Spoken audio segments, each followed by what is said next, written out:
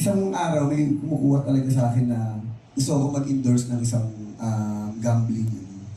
Sabi ko, hindi ako magsasalita tungkol niya, pero hindi ko kasi pananaw sa buhay yan. Kasi sabi ko, nagsimula ako sa pinakamababa hanggang umabot ako dito.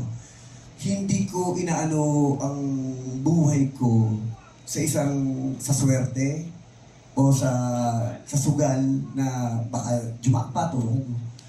Kasi para sa akin, ang lahat ng pinaghirapan mo, alam mo kung paano mo siya pahahalagahan. Tinanggihan ko yung isang nag-aalok sa akin na endorsement. And then after that, binalikan ako. Hindi ko akalain sa talang ng buhay ko na o-operan ako ng ganong kalaking halaga. Alam niyo, tapos after that, nung diniscuss namin yan ni Jules and then my manager, gano'n. Sabi namin gano'n, aanin natin ganito kalaking halaga, pero kung ano naman yung masisirang buhay ng mga tao. Hindi ko sinasabing against ako. Sinasabi ko lang to, personal opinion ko to. Kasi sabi ko nga, marami kasi ako nakita na naging happy, naging ganyan, then after that, nasira yung buhay.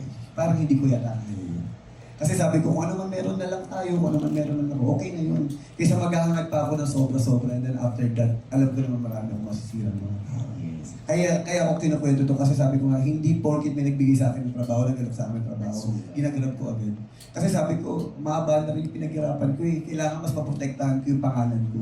Yung dignidad na pinangahawakan natin yun. Kasi sabi ko, yun yung pinagkakatiwalaan sa akin ng mga tao eh. At yun ang ngayon na, yun ang ayokong masisira.